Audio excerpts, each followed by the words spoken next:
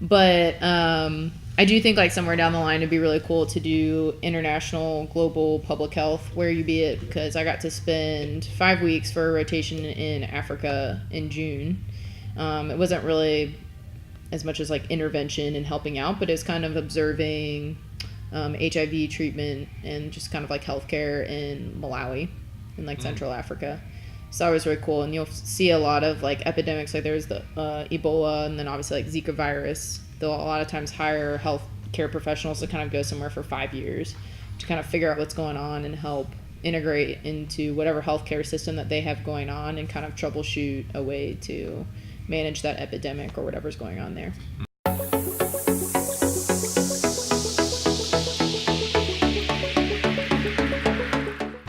Good morning, everyone. This is Jared Bass with Mark McCann. You are listening to Triumph Every Day, where we discuss the journeys that shape the lives of our guests and how it brought them to where they are today.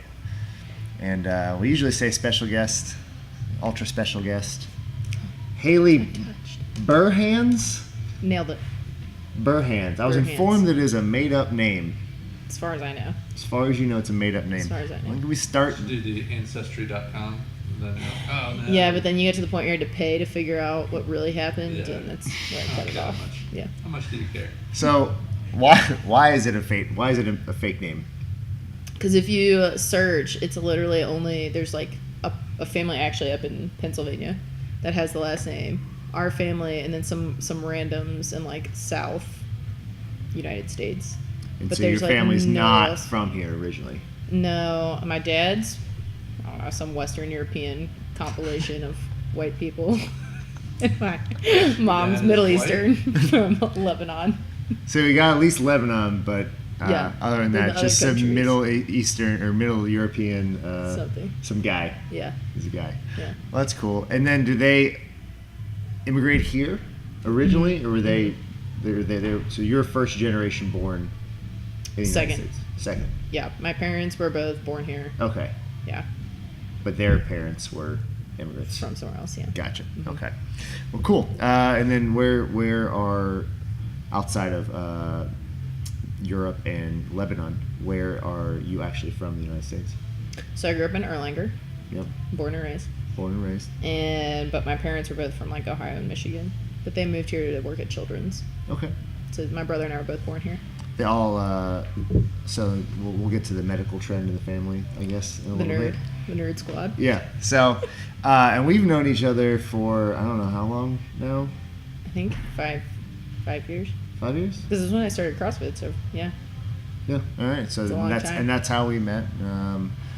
Met through the old exercise realm. But again, every time you come back in town, you come see us. So, and you are currently not living here, correct? That's why you're I visiting do home. not. Yes. So, after you born and raised in Erlanger, Mm-hmm. Assuming you go away to college, and that's why you come back did. to visit. Mm-hmm. Where was that at? Yep. So I graduated from Notre Dame, and then for high school, and then I went to University of Alabama for college because it was free. And my parents advised me to go somewhere that was free. Not many people can say that they got to go to Bama for free, I feel like. There What's was the this name of the university? of Alabama, I don't think I've heard University of Bama. Are they new? of Bama. that. Is that new? They're new on the radar. Yes. Is it new? University of Nick Saban, I thought. It's the Saban squad. Saban. Yes. What's it like going to that college, and did you visit the football games? And Oh yeah. yeah, It was a lot of fun. The whole Greek scene was a little startling, just coming from. Mm. I was labeled a northerner, even though technically south of Mason-Dixon is fine. But it was a lot of fun. Yeah. you sound different. You sound different. Your A's are funny. But yes, I did the football games. I don't think I missed one, mainly because for 2 seasons I worked in the skyboxes in Bryant-Denny. Oh, So I that's a was good reason required not to be do there. that. Yeah. I got paid to be there, which was great. But even then, I don't think I missed a game. It was a ton of fun. What's the atmosphere like? Ridiculous. Yeah. Like Wednesday, so if it's a home game, Wednesday before they like clean out the quad, which is pretty much clean anyways, which is pretty much the center of campus, and then the stadium's like caddy corner, and they'll start setting up like tents for people to come and set up their tents, their trailers, their TVs, everything like Thursday, Friday. I just imagine cattle. I don't know. I might be mistaking Alabama, but like just There's no cattle, I bring it like my. but there are my other horse. animals. There are other animals. Like what? Depending who we college play. students. Yes. Yeah. Goats. 60,000 How many under. people have you seen get arrested at Yeah. Oh, God. a lot? So I've only been to a handful of Ohio State games. I'd imagine the atmosphere is probably pretty similar. Any big football school is going to have that same, Diehards. kind of craziness. If you've been to like a Michigan OSU game, it's like that, but every single week, regardless of who they're playing. Oh, really? Yeah, like they put in probably close to 100,000 people in the stadium, regardless of if it's. So I went to school in Bowling Green, Ohio, which is technically a Division I school, but nowhere near on the map of an actual Division I school. You go to Western, right? Did you go No. to Western too? No, the real one, Bowling Green, Ohio. Oh, sorry. So I'm thinking Kentucky. that's what everybody says because we're in Kentucky. But anyways, so we played Ohio State and we went down and we used someone's Buck ID to get in. I was some like Hispanic girls, like my buddy's girlfriend's sister, now wife is her sister. Looks exactly like you. Exactly like me. And we're sitting basically in the nosebleeds in the student section, and like I'm wearing orange and brown because that's our amazing colors because orange and brown looks so great on Somebody everyone. hated you. And there's no trash talking because it's Bowling Green. It's not like a rivalry. And the only thing someone said to me is I was walking down the stairs and this guy was walking up the stairs and he just looks at me and stares and he goes, "That's unfortunate," and just walked right past me. That's the only thing he said. That was the equivalent of my trash talking at an Ohio State game. But Nailed it. What'd you get a scholarship for? So they were doing this thing for about 3 to 4 years, and bless my mom because she found this out, where they kind of just wanted to bring up their academic attraction because it was basically just football, which worked for that. But as far as the Actually, I didn't know university, it was a school. I thought it was just like it's just a NFL football factory. compound, basically. Like, But so basically the requirements to get a scholarship were you had to have above, I think it was a 3.5 GPA in high school and then score 32 or higher in your ACT, and it was fully paid for. And then if you got like a 28 to a 31, it was 2/3 paid for. fantastic. and So so that was you all of your were requirements. smart enough to go full ride. Yes, I nailed a 32 right on the head. My mom was So you like, cheated on bye. someone. I mean, Holy crap! That's awesome. I'm so dumb. I think you get I- over 10 points higher than me. What? I know. I'm pretty sure I got like a 19. If I'm not exaggerating. Pretty sure it's like all reading. So I'm just Maybe you really. should read more. I've always been really bad at test taking. I'm much more of a logically. I wouldn't say the person. ACT is a intelligence reading. I would say it's a test taking I'm reading. more of a visual learner, so The whole bubbles just didn't work Yeah. for me. Yeah. And also, you were an athlete all through high school, correct? Did you continue that into college? So I got some scholarships to play in college, but they were kind of Play what, by the way? volleyball. Sorry, I don't know if you guys noticed or not, but Haley's kind of tall. I'm kind of taller. I'm on the taller side. if you're listening, Yeah, if you're listening, You she's would kind of know. tall. how tall are you? No, I'm just shy of 6 foot. Mm. Just shy. So where does that put you on? I need to show you how much I know about volleyball outside of there's a net, a ball, and like people 6 people. involved. Yeah, I'll fill it in for you. yeah. So is there like a position that you play? So in high school I was a middle, but if I was going to go play in college, believe it or not, I was too short to play middle. So I'd have to go to be on the right side as one of the people that played on the net. So I was do perfect type for that. Like my experience, like beach volleyball, and then you rotate and stuff like that. So like, how does that work the same way, or is that just like something people make up for beach volleyball? No, it works the same way. And then for me as a middle, there's someone that's called a libero that can come in whenever they I'm sorry? want. A libero. A free player. A So libero. when they come in, it doesn't count as a substitution, which is why they're named that. Gotcha. And then there's like DSs or defensive specialists. So like when my giant butt got into the back row, they'd be like, "Yeah, you can come out," and they put someone that could like play defense in for me, so I didn't have to do that. Gotcha. Yeah, So they're subbing in and out people pretty consistently. pretty much every time you rotate, there's probably someone that goes in, and someone comes out. What the thing about volleyball that I don't think. I mean, I've watched it, but like, it seems very intense. Mm-hmm. Like, it seems like it can get super intense. I've seen a lot of broken noses. Upset I- spike. Yeah, a lot of just like not seeing it coming kind Yep. of thing. Mm-hmm. It's just a game. Yeah, Yeah. exactly. So then you got a couple scholarships, but you didn't pursue that. I did not. They were decent schools, and they were mostly none of them were full rides. They were mostly paid for, but it was just kind of I was at the portion where if I wanted to really be an athlete or be a student. And I was pretty sure I wanted to do pharmacy school. And then my mom found ways to go to school that were just academics. It seemed like a lot more fun to be able to go to school and like have a life. Have a life Be and fun. not be a student athlete. Yeah. I do. I think there's a lot going on currently. It has been for some time about student athletes and like, I think some people are under the impression that they just kind of like do whatever they want, and we all know that that's not true. Even just in our small world of CrossFit, it's like if it's a job. To take the time it takes to be good at something, it is an absolute job.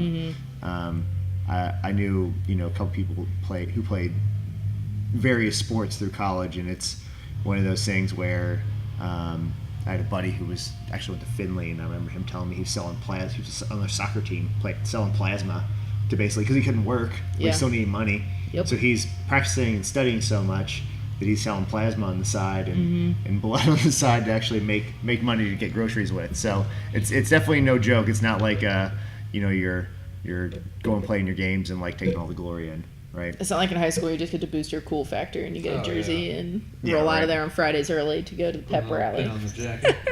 So get to Alabama, and then do you immediately did you go to Alabama with the decision that you wanted to go into pharmacy school? So I knew in high school I was able to, because my parents worked at Children's, I shadowed a pharmacist in the NICU for a couple of mornings, and then my best friend in high school's dad was a geriatric pharmacist, so I had exposure to it early on, and I was pretty sure that's what I wanted to do because other things just didn't appeal to me as much in the medical field. So I went there, and I started off as a biology major and then switched to a chemistry major. I don't really know why. It just happened. What does that does that lead into, and again, forgive me because I don't know the process, but does that lead you into, is that a prereq for pharmacy school? Yeah, so a lot of your pre-health prereqs are either in biology or in chemistry, so a lot of people just choose to be one of those majors because by the time you finish your prereqs for med school or pharmacy school or dental school, you've already got 80% of your credits to finish that major. Gotcha, and then you're taking more specific things pertaining to just the actual pharmacy portion, right? Mm-hmm. Cool. Yeah. So what's the what's a typical week like for someone who's pursuing a life in pharmacy? Oh, bless. It's fun. Not really, sometimes. So normally, right now, or just I don't know. I don't know. I'm kind of in the thick of things. I mean, I think anytime you're pursuing some sort of degree, there's kind of your peaks and valleys of really busy times, really a little bit slower times.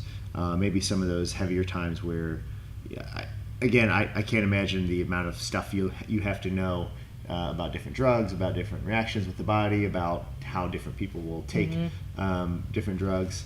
What's that learning curve like?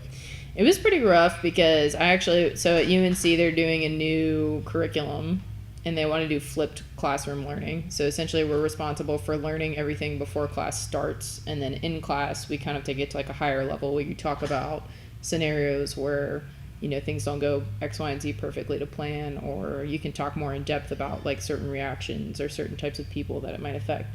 So we were the first class to go through that in school, so they actually made us come early. We did a month where they basically checked to make sure that everyone was at baseline, appropriate knowledge level, and then it was first day of class we took, I think my first semester was 22 credit hours. No, thank you. Including lab, where you had to do patient care, educating people about things that I just learned the name of. So you were talking about having a life, and then you took 22 credit hours and didn't have a life. Yeah, 0. Yeah. So what kind of scenarios do they put you in? So for as far as passing the first couple of semesters, you basically just are given you stand outside at the end of a semester, you stand outside a door and they give you a paragraph scenario, and it's Mark is here because he just started a medication for his atrial fibrillation. These are the problems he's having. Go in and basically there's 15 minutes worth of information that you're supposed to kind of have ready in your mind about things that Mark needs to walk away with as a patient. How did you know I had AFib? Mesothelioma? I think all the long syllable medication, all that stuff, I would just be Google Translate all the words, like to learn how to pronounce them. I think that was the hardest part with my first year was learning how to pronounce correctly all of the medications because that is the first clue that you don't know what you're talking about. Right. Which, Yeah. Yeah, because that would be obviously embarrassing. Somewhat embarrassing. Obviously, a room full of your colleagues, and you're like, "Oh, you just pronounced that wrong," Yep. Because everyone else knows it. If you pronounce something wrong in front of us, it's like, "Oh, okay." Sweet. Yeah. I feel like they should have like a pharmacy school version of like the Oregon Trail, where you like to have different paths. Like, oh, sorry, you're dead. You died. So did you not have taking 22 credit hours is that's a lot. Yeah, I that's mean, bad. anyone who's done near that top end is you're not doing a whole lot besides going to school. Mm-mm. Did you athletic wise? Did you kind of pursue anything? You just I joined a CrossFit gym when I got down to Chapel Hill because I knew that I've always needed that balance regardless of what was going on. And I was like, even if I'm just making it twice a week, 3 times a week, then at least that's something. you need a release, right? Yeah. When did you actually start doing CrossFit? So I started at CrossFit Covington Way back when? Was that after my first year of college. that kind of warehouse you won on Russell? Yes. With the think so. 2 garage doors on either side? Yeah. Mhm. Okay, you weren't the very first one. And then, so that was your first experience. What kind of drew you into CrossFit? So after college, my first year of college, I would just go to the gym and try and work out, and then I played club volleyball. So those are my 2 kind of like athletic outlets. And then after that, I was just really bored. Yeah. Because I was used to playing 2 sports in high school, potentially wanted to play in college, playing club year round. And so after doing that, I kind of just wanted something that was like that competitive community team atmosphere again, but it was also like something new. Yeah. I think that's true for a lot of people. It was so new and so different that like it just drew so many people in to where it was like, it's not really anything. When you look back at it, it's not anything new, but just the way it was kind of promoted. Yeah. Like this kind of down And and talked dirty. about. Yeah, it was definitely something that made everyone very, very excited to be a part of it. How'd you kind of find out about CrossFit? I was thinking about this the other day because someone asked me, and I don't really remember. I want to say that like at some point, like we had talked about like CrossFit competitions. Like I had come across something when I was in college because there were a couple of gyms in Tuscaloosa my first year of college, and they had like been advertising like CrossFit competitions. So I want to say that's how I like remembered the name. But as far as like what was it about, I feel like I just like looked it up one day, and my weightlifting background was not great at all. So I was like, someone that can teach me how to do that, that'd be nice. Yeah. And that's when I did it. Yeah. Speaking of that, was there any sort of training throughout your volleyball career as far as weight training, or was it just practice volleyball? We had some weights in high school, like preseason. When we did like 2-a-days, one of those sessions would be weights. Yeah. But I feel like it was mostly like some dumbbells, some machines. Yeah. It was nothing like, like it probably should have been. And then for club, we actually practiced at Xavier's Field House. And so we had their volleyball strength and conditioning coach came and did some stuff with us too. But because we were in the field house, there wasn't a lot of like actual equipment. Right. So it was still a lot of like explosive cardio type things as opposed to like weight training. Yeah. Especially, I just asked because, number one, with young females, you see a lot of knee injuries. And 2, with tall young females, there's even more femur and tibia fibia to get in the way, and like knees knocking together, especially it's just a sport of jumping basically. Yep. And cutting. Did you guys see a lot of injuries? Oh my gosh. I think every single one of my teams that I've been on, at least 2 of the girls had not 1 but 2 ACL or MCL surgeries. I think everyone sprained an ankle that's played volleyball ever. Yeah. Yeah. I can walk and sprain an ankle though, so it's not saying a whole lot. But when you're like 15, 16 and your joints are pretty... Yeah, shot already. Yeah. Yeah. Like Sorry, all it takes is a little... I was just going to say it's got to get convoluted at the net with like landing on other people's That feet. was another big... That was always the big thing in basketball, was like going up for a rebound and you come down on someone's leg, That's all it foot, takes. and then it's boom. Yeah. Game over. So anyways, back to kind of CrossFit. Sorry, I went a little bit of a tangent there. I was just curious because, it's one thing that whenever we have young athletes in here, it's really hard because a lot of people were brought up with that mentality of just like, I know Mark's had people where it's like, I want you to crush him. And like, I need to teach this kid how to like move correctly, like like body awareness before we like crush him. So like a lot of people kind of skip that step of like, ladies, when you land, we do this a lot with girls soccer teams. When you land, we do a broad jump and their knees kind of clack together. So it's like, we need to fix that before we start doing any real training. It's even just holding a plank. You know what I mean? Like just understanding like, I did when you're that in wrong. this position, you need to have a neutral, pelvis and spine. And when a coach comes in and sees you like having a plank, let's make it a competition. Like, what is that doing for them? It's like body awareness. They're 15, 16 years old, and we actually recently, I know Jared trained a soccer team, had them in here, and they were showing them how to air squat properly. And they went somewhere else, and some of the girls worked out so hard they threw up. So they went with the place that made them throw up. And I remember that I took that call whenever the coach called back in. He's like, really respect, everything you guys are doing, but they just got a better workout at the other place. I'm like, I mean, we could just make them do burpees the whole time and hate their lives. I think of something that would make them throw up. So it's just, I always like I wish I had that. Digging into the past a little bit and like, and again, you don't know what you don't know. And I think the one trend that I'm seeing a little bit more than ever now is high schools actually hiring strength and conditioning coaches. Especially at a high level. I mean, because, especially with all the attention around, obviously football is one of the most popular sports, and concussions, and just training these people how to properly recover. Not obviously just, equipment's more the thing with concussion, but overall body health awareness. And not to mention, you talk about jokingly about Alabama being an NFL factory.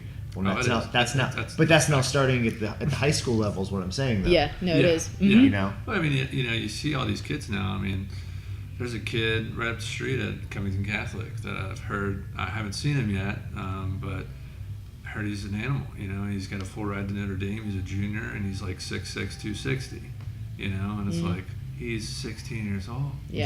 If you got that kid a good strength and conditioning coach, and a guy that knows what he's doing, it's probably not, all right, man, let's get back and throw up some bench press. Dude probably doesn't need to work on just pure strength. He needs to work on more flexibility and agility and, because he's a tight end. Anyway, so it's just, we're getting smarter, not only as pharmacists, being able to, you're on the front lines of that right now. Like you said, hey, we just started this new curriculum, and we're getting smarter. Hopefully as a society. And when it comes to strength and conditioning, when we first started CrossFit, me and Jared, we talk about it all the time, even on the podcast. People probably get tired of it. It's like, we didn't really know that much. Now, each year though, we're trading for maybe a little bit athletically. Hopefully we're replacing with wisdom and experience and trying to teach people, tell people. So I keep telling myself, like, replacing. Hey, but it's we're doing rope climbs today. It's like sharing stories with like, hey, look, don't make the mistakes I made. I used to just use my arms to try to get up the ropes, and that would be good for about 3 reps, and then after that, I'm dead. It's an 18-minute workout. Exactly. I got 1 round. 3. Don't do that. I did the first round in 30 seconds. So you're almost. I don't want to skip completely past the pharmacy school stuff, but you're basically almost done, right? Basically almost done. Yes, 3 months of work left. 3 months of work. So are you done with in-classroom stuff? Yep. And then you're going to be officially a pharmacist. What title does that bring? Is that a doctor? It's a doctorate of pharmacy. So it used to just be like a BS in Pharm, Bachelor of Science in Pharmacy. And I want to say in like early 90s, they switched it over to a doctorate. Very cool. What's that feeling like? It's weird. It's weird? Yeah. What do you want to do with that? Like, what's a good kind of path? If you, again, what's we're right now, job? Dream job. Right now, Mark and I are going through some stuff talking about your perfect day. So it's like, what's your dream perfect job? So now there's kind of like, I guess, 2 paths that people think about with pharmacy, and it's like retail, like when you go to CVS or Walgreens and you see pharmacists there. There's kind of like hospital. And so ideally, I'm hopefully going to go do like some postgraduate training in a hospital setting. I really like infectious disease and emergency medicine. Really like infectious I disease. love What's your it. favorite disease? That's a trick question because there's viral or bacterial or fungal. I mean, I got one for each. Doc. But I do think like somewhere down the line it'd be really cool to do international global public health where you be it, because I got to spend 5 weeks for a rotation in Africa in June. It wasn't really as much as like intervention and helping out, but it's kind of observing HIV treatment and just kind of like healthcare in Malawi in like Central Africa. So that was really cool. And you'll see a lot of like epidemics, like there's the Ebola, and then obviously like Zika virus. They'll a lot of times hire health care professionals to kind of go somewhere for 5 years to kind of figure out what's going on and help integrate into whatever healthcare system that they have going on and kind of troubleshoot a way to manage that epidemic or whatever's going on there. We talk about perspective a lot on the podcast. What was maybe a short takeaway from your trip to Africa?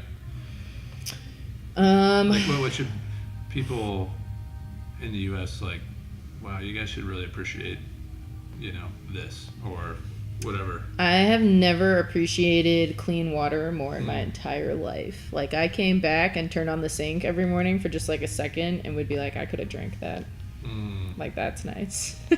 Yeah, that's but again, it's true because, and again, you don't say you feel bad about it, but you just don't know what you don't know. Yeah. And until you have that perspective, but again, it does make you appreciate things a little bit more. It's kind of a double-edged sword because then things like that start to drive you nuts when you see people wasting water, like throwing they take a sip out of a water bottle and throw the whole water bottle away, and it's like you don't understand how valuable that really is. We meet Monday at a place close by. We won't say the retailer, but there's a big membership retailer that we can see out the window them throwing away probably hundreds of pounds of spoiled food. Not even spoiled food. Yeah, past its sold by date. Yeah. But it kind of like hits you. You wish that obviously you could do something with that, but anyway, it's perspective's huge. I've got two big questions. Maybe one's a little more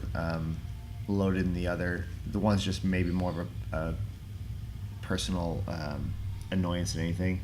Do you deal with anti-vaxxers? Oh yeah. So I was actually Operation Immunization Chair, which I know sounds like whatever, but it was just as part of our student organization, and my job was to educate people about vaccines and to organize flu clinics in Chapel Hill and a little bit broader range every year. What is the logic behind people not wanting to vaccinate their children? So I think there's a lot. And again, I'm only educated on one side, so I don't know if there's so like if there are people that are listening that are members that don't believe in vaccines. Like I'm not downing it. I just don't fully understand where it's coming from. So I think there's a lot. Also, very funny recent BuzzFeed article about the best 18 anti-vaxxer statements, and they're very funny. I would say my top favorite is that it wasn't in the Bible. Oh, okay. Okay. Anyways, I would say, I forget, honestly, and this is bad, what year the study came out, but there was this super bogus study that came out that said vaccines lead to autism, which I'm sure, I feel like everyone's heard at some point in time. But when you go back and look at it, it's kind of one of those things where they assign causality in a situation that you can't assign causality. They just drew a relationship and they said, this is what happened and this is why it caused it. I think CrossFit's going through a lawsuit right now from that. Something similar. Yeah, similar. So, and there is an increasing rate in autism, especially in the United States, more than likely because people are waiting to have babies till they're older. But we don't know for sure. And so I think that was unfortunately a scapegoat were vaccines. So I think that is one. And I also think that people think that vaccines make them sick, which if you've ever gotten a flu shot and felt really crappy the next day, it does make you sick. But that's just kind of how you get an immune response is by getting sick, then your body is able to recognize it. So then when you're actually introduced to the virus, because vaccines are usually just particles of the virus, not the virus in its entirety, then you don't get as sick the next time. And so a lot of people will say, well, even though I've gotten the flu shot, I've gotten the flu. And then you ask them about their experience and they're like, oh, well, I just kind of, felt bad for a day and then I was fine. But really, if you get the flu, like a lot of people have died from the flu. Yeah, they get hospitalized. Yeah. I had the flu 2 years ago. I was was one of the worst things I've ever experienced. And you're a healthy, younger guy. It like literally, I was like, I'm going to have to go to urgent care. I lost 20 freaking pounds almost. It's crazy. And again, it's just one of those things where it's so, I'm to a fault sometimes. I like to see both sides of the aisle, so to speak. But I've been failing to see that kind of side of the other aisle of, it's like the reason vaccines work is because everyone is immunized. And when herd immunity. And then when people don't, then you're already starting to see it where pockets of smallpox are coming back. And measles. Like these things that were by pretty much all knowledge eradicated long ago because it was something that... How much work at your current, kind of academia with kind of modernization somewhat, I guess, re-modernization, if that's the term, of you're seeing this trend towards CBD and hemp and THC and marijuana. Do you guys working with that stuff? And I mean, I know there's psilocybin. I got a guy that I can refer but you to. In all seriousness, I know we can make endless amounts of jokes and whatnot, but again, I would like to just kind of hear your thoughts before I make any statements on it, because it's clearly being more legalized in California, Washington. I sleep like a champ whenever I take CBD oil. Yeah. So go ahead. So just CBD oil is basically what you could think of as marijuana without the THC component, which is the hallucinogen type component. So you don't get high. Exactly. Off of CBD, but you get the other effects. And so I was just at a community pharmacy for a rotation in October, and they sold CBD products based. It was the person that manufactured it was, I think, in Wilmington, North Carolina. And you can either find them in capsules or droplets, are kind of the two forms that they come in. And so I think the main thing that people are usually using it for is kind of an adjunct to pain control. Like medical marijuana can be used obviously for nausea and pain. I think one of the biggest areas is people that are being treated for cancer and on chemotherapy. So we have had some people, and it's kind of interesting because treating pain is a very interesting topic right now with the opioid crisis and all those things going on. And so CBD doesn't really have a ton of bad side effects that we're aware of. Obviously, you have to worry about where it's coming from. We're kind of our own test subjects as of right now. Yeah, it's kind of what I found is there's not a lot of that backed up data, but you do have to try it in order to figure out what those side effects may be. And it's just like anything, I think, especially for pain or adjunct for sleep. A lot of people will take it for 2 days, not it's not working. What they do say about it is just a lot of things is you kind of have to give it a week or two of consistency before you can really say this does this or it doesn't do this. Like I said, I have trouble sleeping in general, and I take it when I do take it anyways. It's I deep sleep the whole night. It's great, and again, it's obviously a little bit different for everybody. Anti-anxiety, inflammation. Yeah. So it sounds like there's a lot to be offered for it. I know there's some gray area about. Technically, under federal law, it's actually illegal, from what I understand, to sell it because it is a product of marijuana. So, a lot of these pharmacies and local health stores are in this weird gray area of whether you're legally allowed to sell it or not. Yeah, and I'm not sure. Obviously, it's each state is actually different about what schedule marijuana is under. So, North Carolina is this weird state where marijuana is actually a Schedule 6, which puts it in a very high category of bad drugs. But there are places I don't remember what Kentucky is, but I think it's a pretty low schedule controlled substance here, so it's interesting. It's kind of like the vaccination comment Jared was making. I just don't understand why I would get up to the Schedule 6 unless obviously you're making ridiculous amounts of profit. If you're a drug dealer, let's be honest, so Anyway, brought in $1 billion of tax revenue in Colorado after legalizing marijuana. So it's one of those things. If you're tied in, labeling it with cocaine or some of these obviously very terrible drugs, meth. It's not that. I think anyone should be able to understand that. But anyway, unfortunately, everything just moves so slowly when it comes. I was about to say, I'm pretty sure the scheduling in North Carolina was done in 1968 or 69. We just took law, so It's so old. We're looking at like 2035. I think at the time that was the substance that was laced and abused, and so that's why it was put at that schedule. Which way before the internet. Before the dial-up noise went away. The other big question I have is, as someone who obviously takes care of themselves and is very involved in their own health, what is your thoughts and feelings?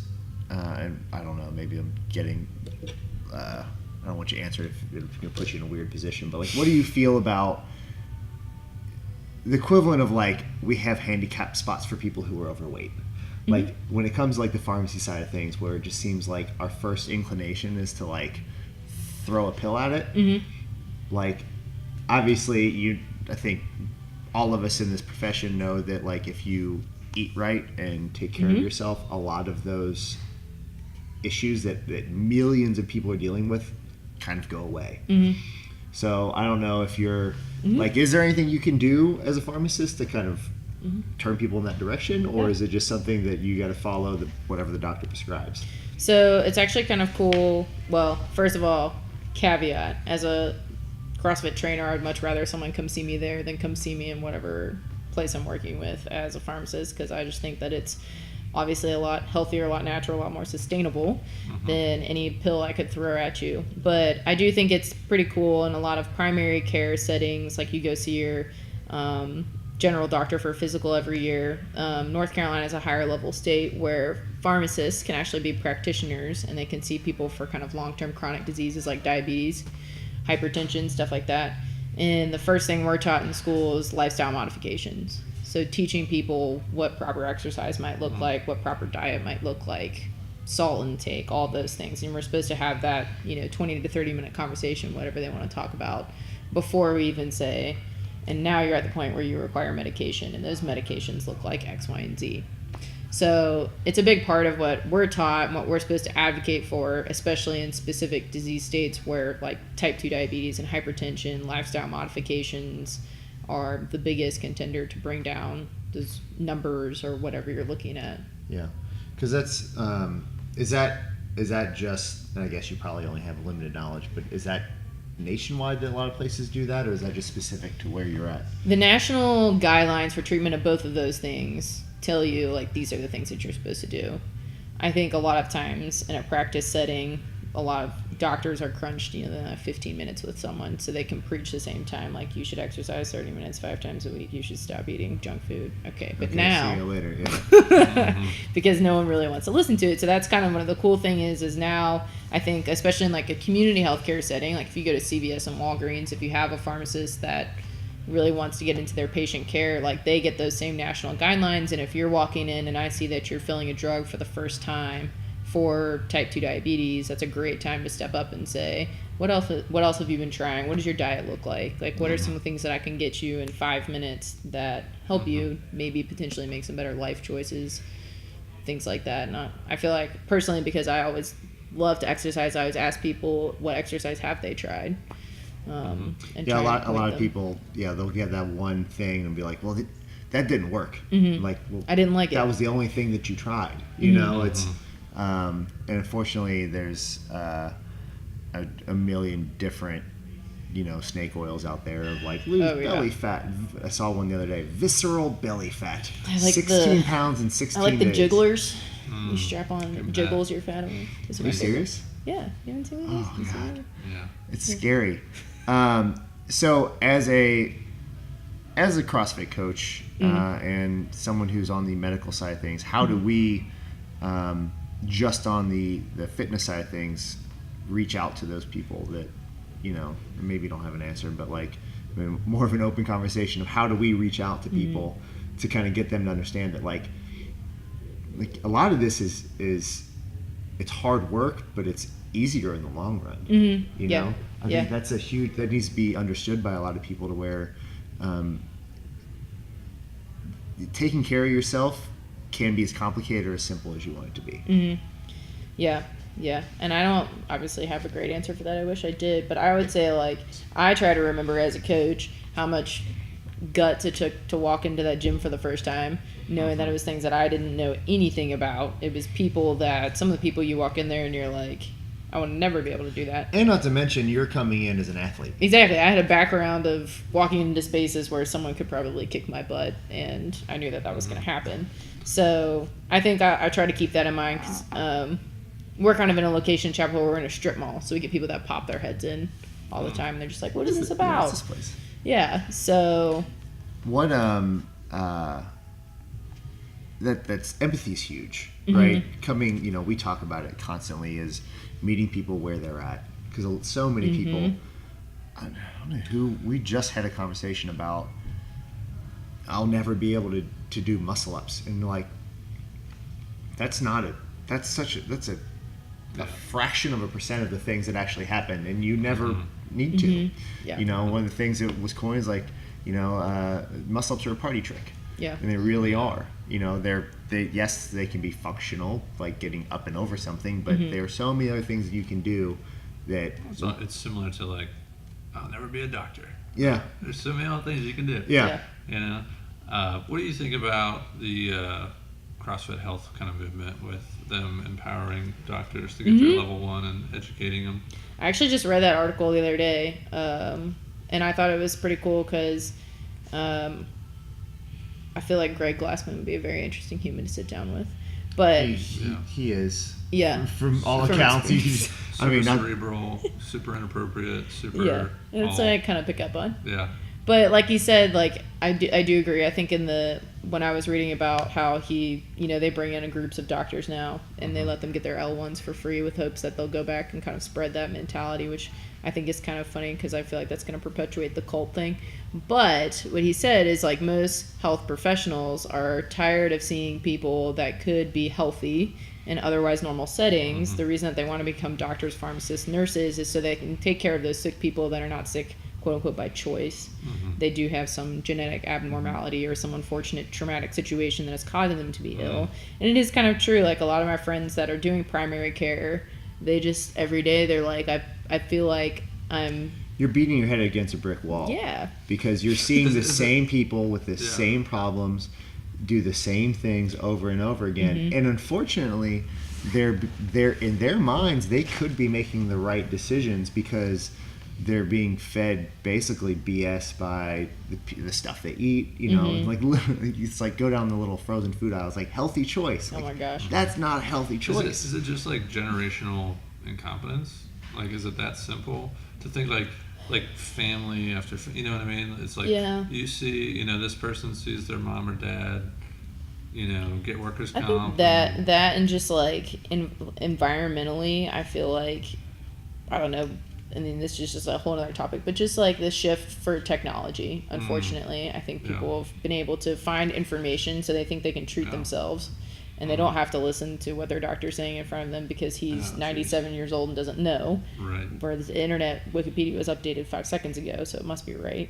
I think that's hard. And I also think that there's kind of just this culture as like America has accepted people getting bigger and overweight as like, it doesn't really matter because there's something that can fix it.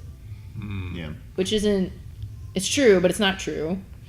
And I feel like self-image is something where, we're I feel like one of the few countries that make things in the sizes that we do. Yeah, and it's tough just too. Just because it's true doesn't make it right. Yeah. It's tough too because you do have to respect people's persons, and you have to respect their feelings, and you do have to understand where they're coming from.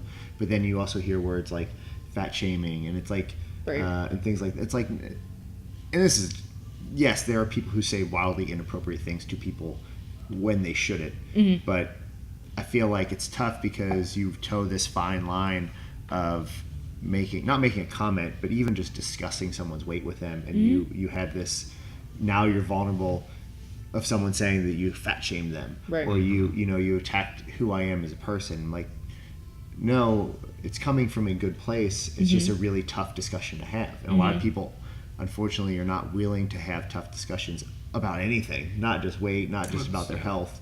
It's tough to not get emotional, in those environments. Yeah, but again, talking about where people are coming from with a lot of technology, where you have a sounding board that's at your fingertips 24/7. And believe me, it 100% can be used for good. You see it used for good every day, every single moment. I mean, the technology for fitness too is it can be amazing. wild. It can be used for wild good or wildly inappropriate and bad things. And unfortunately, it's just easier to focus on the bad things than it is to focus on the good things. And I think change as far as like health and habits. I mean, when I started CrossFit, I would say I was definitely like 10, 15 pounds overweight, which was like the first time in my life I would ever have considered myself overweight. Losing weight is hard. Changing your habits is hard. It's not fun. Yep. You have to look in the mirror and be honest with yourself and say, these are the things that I'm doing that I might want to change. And then, just like we were saying with like CBD, giving it 2 weeks, you have to stick with it for 2 weeks to even be honest with yourself about, is this getting better or not? Whereas taking a pill every day takes 12 seconds. Wouldn't you also probably agree that college for you has been hard? And it's not like taking a pill. And I feel like there's just so much to be learned from struggle, and like you said, what I was kind of referring, I don't know if labeling it like generational incompetence is the right way, but it's just these habits.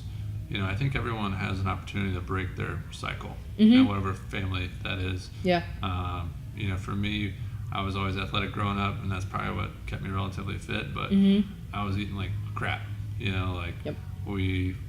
I used to eat macaroni and cheese before football games because we thought it was like gonna give me energy. Carbo load, baby. Yeah. I ate Pop-Tarts for breakfast for 8 years. I don't feel like you can use that as an excuse with all the tools. I mean, because even in probably the poorest communities, you minimally have access to a public library, hopefully, or internet. The internet, even if at a slower speed. So it's one of those things that if like I said, if you want to find it, the information can be out there and be used for good, or it can be ignored and used for leisure, or it can be, tossed aside and used for hate. It's just one of those things. It's just speaking of that two-brain business. It's like money doesn't make someone bad and greedy.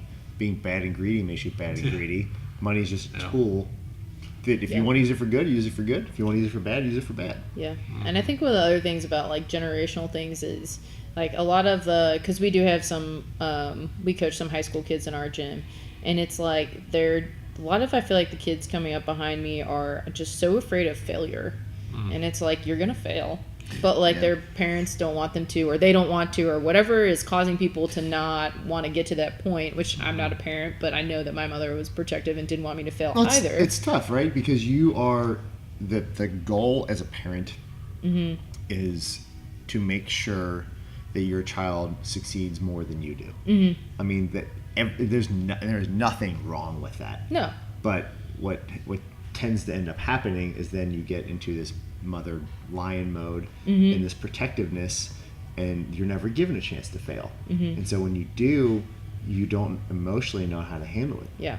Or it just inhibits people from even trying. Which is what we see a lot of times. Exactly. And not to mention, go back to the fact that you have this kind of front page in front of you at all times of just like highlight reels of how amazing stuff is that people are doing, and there's zero people going, this was my starting point, and this is how many times I screwed up to get there. The people who are going to do it are going to do it regardless. That's kind of a given. It's that 80-10. 80-20. Yeah. 80-10-10. 80-10-10, right? 10% of people are never going to get it. 80% of the people, you're trying to get them. 10% of people are going to do it regardless. Yeah. So like we are trying to work with those 80% of the people, trying to get them to understand that they can be in that 10% of people that will get after it and make big changes. And it's an ongoing struggle. It's an ongoing struggle personally. So I think of it, especially this time of year, right? You just had Thanksgiving, eating all the food. Now you got all the Christmas cookies. People know when they're not making good decisions. Oh yeah. And guess what? That perpetuates. It perpetuates self-doubt. I'm a slob, or it's just like all these negative kind of thoughts, right?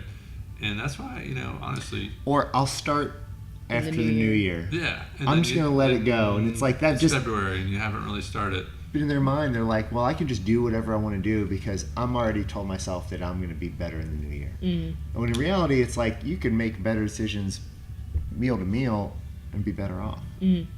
Sorry, Mark. No, you're good, man. it kind of goes back to just taking ownership of your freaking life, Absolutely. and getting your butt up and start moving, and I know we mentioned like perfect day and stuff like that, and I feel like more and more we're just under pressure to be all the things, so like Jared said, we don't have kids or anything like that, so it's like, you gotta be the perfect dad, I gotta be the perfect employee, I gotta be the perfect boss, I gotta eat perfect, I gotta exercise, I gotta have the perfect picture of each day, I've gotta go on the perfect vacation, so it's just like so much pressure, and then it's like, oh, a pill can fix that, or that takes one thing off my list. This website will, whatever it is, and then before you know it, you're kind of snake bit or whatever, and you're in this perpetual loop of, oh wow, I'm stuck, and I think what gets a lot of people unstuck is vulnerability or trying something new, but that's hard. It's very hard, and I don't want to do that because I've been taught my whole life that it should be easy. So it's tough. I mean, it's obviously we don't have all the answers, but I can't stress getting plugged into a community of people that are like-minded, that are pursuing something good, is pivotal, because this lone wolf, mentality of like I can do it all on my own, it's a myth. Yeah. I mean, don't get me wrong. There's some 1%ers out there that are absolute warriors. I'm listening to David Goggins' book right now. He talks about it. He is a 1%er, but guess what? The majority of us are need a little help and motivation. Yeah, and guess what? There's places out there like the CrossFit gym, like whatever, it doesn't have to be just CrossFit, but get plugged in somewhere, everyone needs accountability. Yeah, absolutely. So we went down a huge rabbit hole there for a little while. It's very good for all of us. But I do want to just quickly wrap a couple things up. I know you are a CrossFit coach. You are finishing out your schooling. You talked a little bit about where you might want to go. Again, if you had it best of any way you could have it, how would your 10 years out from now look? That's hard. That's very hard. Honestly, I feel like I'd probably be working in like a big, just kind of trauma center at a hospital. I feel like kind of like emergency medicine and pharmacy is kind of a very up and coming place, and it's a place that there's a lot of opportunity to kind of make a difference in those people's lives that come in and out of emergency departments, especially ones that treat it like a primary care clinic where they don't go see a doctor ever. That's a big problem right now. Yep. So I feel like there's a big role for me as a healthcare professional there. So I feel like in my first 5 to 10 years, seeing as much impact as I can make in that setting. Do you think that CrossFit's going to be still a part of that? Yep. I do. I just think it's like something, I've been a part of 4 different gyms, and I feel like the main thing, it's like my checklist when I move is find a place to live, find a grocery store, and find a gym, because my gym is my outlet. It's my friends.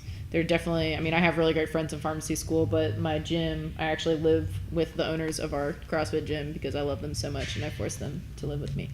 So it's just kind of like one of those things where I've always had it, and it's great. It's a community of like-minded people that like to do fun things and occasionally, go do things non-sweaty, which is nice. It's more than fitness. Yeah. It's more than fitness. And I think that's one of the misconceptions of it.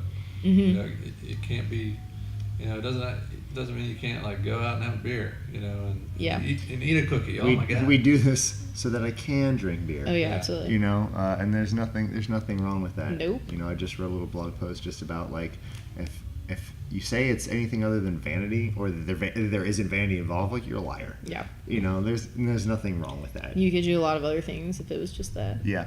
And then we always finish out with just a quick question, and that is, what is your definition of success? I would say my personal definition of success is waking up every day and being able to do something that I love with people that I love, and ultimately going to bed feeling like I accomplished something. Simple, straightforward. That is that. 32. Fantastic. Well, what's the gym that you currently are at? It's CrossFit Chapel Hill. CrossFit Chapel Hill, and where are they at? Where are they located at? In Chapel Hill, North Carolina. Yep, and they have Right a off website. anything. We can shout them out. CrossFitChapelHill.com.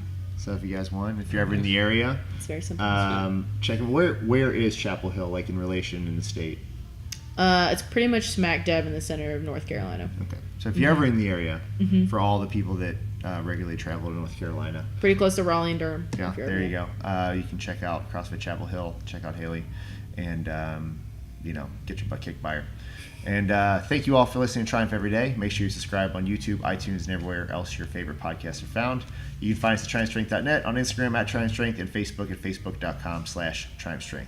Thanks again. We'll see you guys next week.